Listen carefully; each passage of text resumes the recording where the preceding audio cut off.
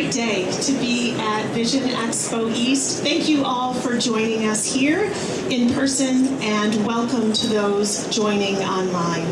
We are really excited to share with you new insights and research on the dual wear patient and the untapped potential with patients who wear both contact lenses and glasses for their vision correction needs.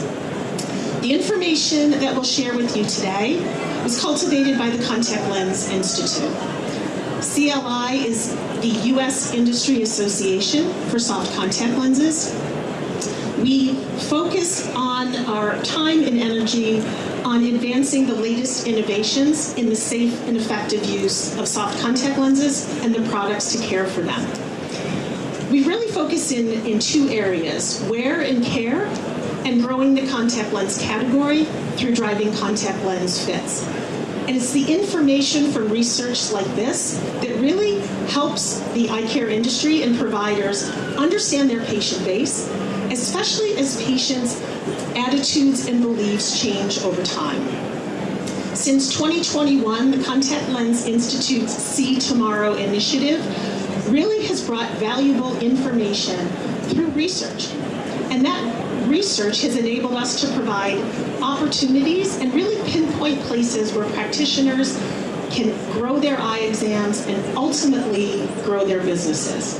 So again, we're really excited to share for the first time this information here with you today. My name is Dr. Michele Andrews. I'm the chair of the Contact Lens Institute. I'm also the vice president of professional and government affairs for Cooper Vision. And I have the pleasure of being joined today by three of the Contact Lens Institute's 2023 Visionaries, along with our good friend from the Vision Council. So I'll ask you all to introduce yourselves, and then we'll get started. Hi everyone, I'm Dr. Jennifer Tsai, optometrist in practice on our blended site here in Hudson Yards. And I'm so excited to be here with you guys today. Hi, my name is Dr. Lazar. I'm practicing in Greenwich, Connecticut. I love contact lenses and very advocate on dual wear, and I'm really honored to be here. Good afternoon. My name is Andrew Bruce. I'm a licensed dispensing optician from Vancouver, Washington, and I am also honored to be part of the 2023 CLI Visionaries. In order to promote high-quality education and training, in 2017 I established ASB Opticianry Education Services. I'm Alysse. I lead the market research team at the Vision Council, and I'm delighted to be here to bring a little bit more data to the conversation. Wonderful, wonderful. Thank you all for being here. So exciting. So let's start with where this data and this information came from. We partnered with a global research firm by the name of Protégé, and they reached out to over 2,000 adult contact lens and spectacle wearing patients. And when we look at this group of over 2,000 adults, the respondents to the survey look very much like you would see in your own practice. There is a distribution of gender and income and other factors that makes this, we think, a really good representative sample of the patients that you might see in your practice. Now, the information that we're going to share with you today, again, we're hearing this for the first time, so what we're going to share with you are really 4 key insights, but there is a full report that will be coming out in April. And so we'll tell you at the end of the session today how you can access that information. You ready? All right, insight number 1. Let's take our first look at insight number 1. And really the first insight we want to talk about is really just appreciating the opportunity and appreciating the demand for the dual wear patient. So in this 2,000 adult group that we surveyed, what was uncovered is that 24% of them reported, so about a quarter of them reported that they wear both contact lenses and spectacles for their vision correction needs. Now, when we look at those that don't wear both contact lenses and glasses for their vision correction needs, we look at the glasses-only patients. Almost 1 in 5, 18% of them said that they would be interested in contact lenses if they knew about them. Interestingly, those that wear contact lenses as their full-time vision correction also said at about a rate of 18%, I would really love to wear spectacles more often. So when we add that together, we're basically looking at more than a third of the patients potentially walking into your practice that are already in the chair, are interested in something that you can provide them, and we're just not necessarily talking about it. And so that represents a really significant opportunity in the practice for patient satisfaction and ultimately growing the practice. So Alysse, I'll start with you because I just threw out a lot of data, and certainly the Vision Council is known for your strength in data, and we learn so much from the work that you do. How does this compare to the things that you are looking at, and are we close in that regard? Yeah, so I'm happy to report that our data, so we have a really big consumer survey that we run each month. So we have 5,000 respondents each month. So I looked at all of our data from last year. So that's 60,000 respondents, and we have about 40,000 of those who wear eyewear, either contact lens or glasses. And we're seeing this very similar data. So our number is at 26% are dual wearers, so just within, just a couple of percentage points there that we're seeing that. And I'm sure you saw this in your data too, but it's much higher. So contact lens wearers are dual wearers at about 85%. So, and then glasses wearers are dual wearers at about 27%. So to bring those two together, and that's where we see about 1 in 4 folks who wear eyewear are dual wearers. I'm glad to see that align because it really is helpful to understand, does this represent my practice, and are the things that our visionaries are going to share today applicable when I go back to practice on Monday? So I'll ask our visionaries, was this information a surprise to you? Does this represent your practice? And what's your reaction to seeing this kind of really untapped opportunity in your practice? So this is, I can't say that I am surprised because I am seeing this in my practice. All the patients that are coming to see me, that are new patients to the practice, they often do not wear contact lenses. So I do make a conscious effort to let them know that they are candidates for contact lenses. And even though they say right away, oh, no, I don't want that, or my previous doctor told me that I was told that I'm not a good candidate. You know what? I just like to plant that seed, and you know what? In a year or two, they'll be back and say, you know what? I'm going to take a chance on that contact lenses. Yeah, Jennifer, do you have anything to add to that? I would like to, I agree with Dr. Tina, but especially since the pandemic has changed everyone's lives, we are noticing that people want to be able to wear glasses when they're doing work, but also wear contacts when they go out. There is an actual demand for both, and it helps with lifestyle and improving everything around that. Wonderful. So we have a really good sense of really the size of the prize and the opportunity within the practice. So let's look at insight number 2. Insight number 2, we've called Cultivate Consistent Conversations. And what this piece of the survey told us was that 75% of glasses-wearing patients reported that contact lenses weren't discussed at all at their most recent exam. And likewise, patients who wear contact lenses reported that their doctors didn't talk to them about spectacles. But when they did, they framed it in the context of spectacles had value as a backup pair of glasses. So Andrew, your expertise and experience in opticianry, tell me about how you're thinking about this insight. Thank you, Michele. Well, from an optician's perspective, it's important for us to remember that oftentimes we have more time with our patients than the doctors do. The doctors are trying to see more and more patients, more and more exams. So we often have a lot more time to actually get to the root of the patient's total vision needs.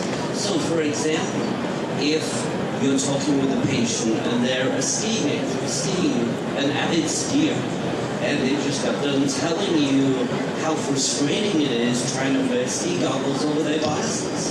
Or somebody who likes going to the gym, and they've told you repeatedly how it drives them nuts every time the glasses slip down their nose.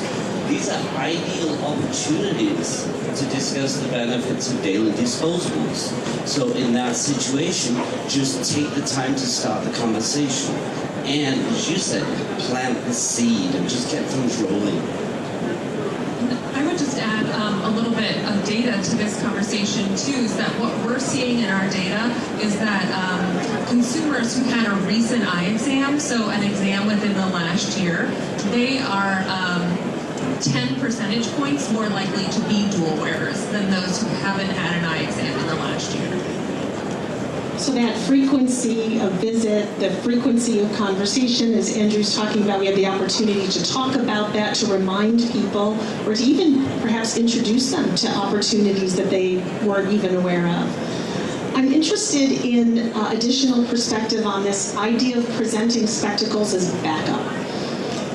Any comments on how you've approached that in your practice when you're talking to patients who have chosen contact lenses, and how you speak about spectacles for your contact lens wearing patients? I can share that. I mean, I don't like to go to the same restaurant, eat the same food every single day, and so being able to have options to be in contact, it's not a backup, it just depends on the situation that you're in the environment, and sometimes if you want to go to a wedding, you want to have contacts on, but when you're doing work, you probably want to have glasses, and even sunglasses, right? So I think when you can help the patient understand, because it comes from you, I think empowering patients that they have the choice to be able to have more than one option of correction, it really helps them to feel confident of being open to that. I really appreciate that story, because our next insight really piggybacks and builds off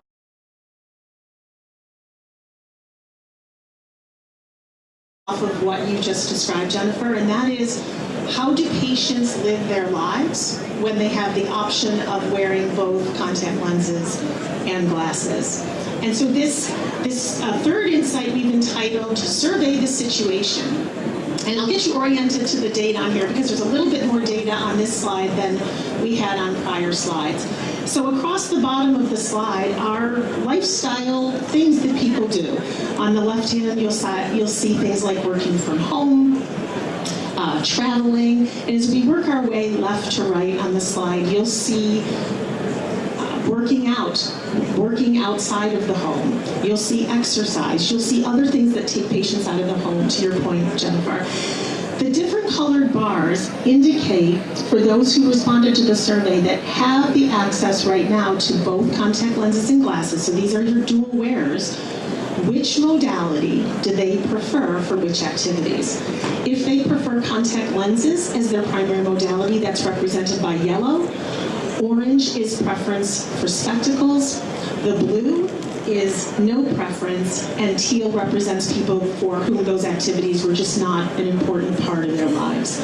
And so what we can see is a very specific trend that you've already identified in your own practice. When patients are home and they're doing things at home, they really do prefer to wear spectacles much of the time. And we see that for air travel, for example, as well. But as we move outside the home, we start to see the preference for contact lens wear increase. And it's highest for exercise, probably no surprise. It's hard to do some types of exercise at all wearing spectacles. But 81% of patients wearing contact lenses for exercise. And yet, only 9% of patients who wear spectacles say that when they went in for their eye exam, that their doctor talked to them about the benefits of contact lenses when they're exercising. So I would love your perspective, Ina, on this kind of information, right? It seems perhaps so obvious when it's on a chart like that, but this is not, of course, how patients walk into the office. Thank you. Yes, I see this every day, and this is so common because I like how Dr. Jen referred to restaurants. I talk about shoes with my patients because I think we all wear shoes and we can relate to that. So, sometimes when patients say, I prefer to wear my contact lenses when I just work out. So this is great, but they also have a job. And at that point, I always discuss with them, you don't have to have one set of contact lenses. So we do modify their prescription to enhance their vision at near for work when it comes to contact lenses, but at the same time, we have another set that we enhance for distance when they're golfing or playing tennis or doing other activities that don't really require that near activity. So, and that has been really appreciated by my patients because they often say, wow, I never knew I could wear different contact lenses for different activities. And they really love it, and that's been really great in my practice. I just want to share something I found interesting. I don't know if they did a study on married couples or just dating, because I feel like if we were on married couples, glasses would be much higher on the statistics. Could add that column for round 2 of the survey. You know, but Ina, you bring up a great point, because here we are talking about dual wear. We're talking about dual wear in the context of spectacle wearers and contact lens wearers, and yet there is a dual wear or a multiple pair opportunity, if you will, within the contact lens space, and that's what you've clearly identified. We talk to our patients all the time about reading only or progressives or distance only for certain tasks, and how often do we take that same approach when we're looking at the portfolio of options and modalities available for patients in the contact lens space? Yeah, I think oftentimes we develop this mindset where it's an either-or. And unfortunately, we, as eye care professionals, have a tendency to encourage that mindset. So I think that comes down to us once again to just let patients know that, you know, it doesn't have to be either or. You know, they have obviously more than one pair of shoes, most do. And so why only have one way of correcting their vision? You know, it's nice for them to have options. I would like to add something, and I think when it comes to glasses, patients are already wearing multiple pairs. They have a distance pair, they have a progressive pair, they have their computer pair, they have a near vision. So I think it just makes sense to start introducing this multiple sets for contact lenses.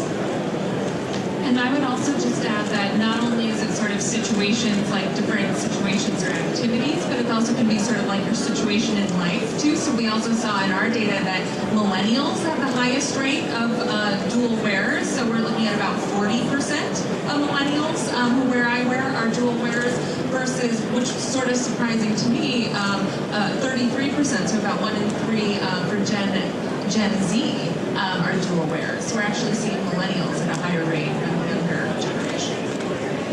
That's interesting, because that might not necessarily be the patient population that you initially first think about and that you want to talk to. And so insights like this and that data really helps us think differently as patients are coming into the practice and how we might cultivate that conversation. All right, so that takes us to insight number 4, which we're calling voice for choice. And we've heard a little bit about that from all of our panelists, this idea of patients want choice.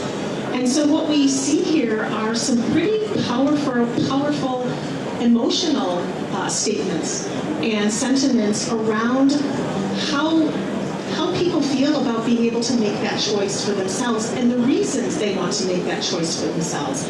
Led by, I want to feel my best, and I want my vision correction option that helps me feel my best. I want to make that decision every day. I want to wake up and decide how I feel and what suits me best and have that option available to me. They want to be able to choose how they look and really have control over how they correct their vision in the context of their everyday life. So again, back to our panel. Do these numbers surprise you? The high numbers of patients saying, I want to make these decisions for myself and I want the options on a daily basis. Jennifer shaking her head. She's like, no. No, I don't think so. I mean, especially when you're in the exam room and you've been fitting patients and you see firsthand how they feel and how it changes how they feel, how they look at themselves. It's amazing. I mean, I have a story to share about a patient of mine. She's a 50-year-old female who's a driver, and she was always told by a previous doctor that she could only have distance contact lenses and not be able to read things up close or see her dashboard. And I told her, what if it were an option? We could put you into lenses that gave you both distance and reading. So it was like, it's the worst thing that could have happened out of this is it just doesn't work. Let's give it a shot. So we tried on, and then she started crying. And usually you don't want that in an exam room because I'm like, oh God, this isn't good. But she was so happy. She didn't know that she could actually experience vision and be able to see things like the highway sign clear and be able to see things up close, and it just changed her life. Those options can be life-changing, and it can surprise you because here she was happy, or you thought happy, with the choices that she thought were available to her, and these can be emotional, life-changing opportunities. Yeah, Andrew. According to the CDC, of the 164 million eyeglass wearers in the US, only 45 million actually wear contacts, which means there are an awful lot of people out there who are missing out on the benefits of being a contact lens wearer, on the benefits, the freedom, and on the freedom that being a contact lens wearer provides. And so once again, it's important to take every opportunity that we have to just discuss the ways in which contacts can actually enrich our patients' lives, because they don't know. They come into our office, they're unaware of what they can have. Maybe they haven't been offered contacts in the past. Maybe they've worn them and been unsuccessful. And so now it's our opportunity to let them know about new technology that's out there, so that if they weren't successful in the past, they can try again.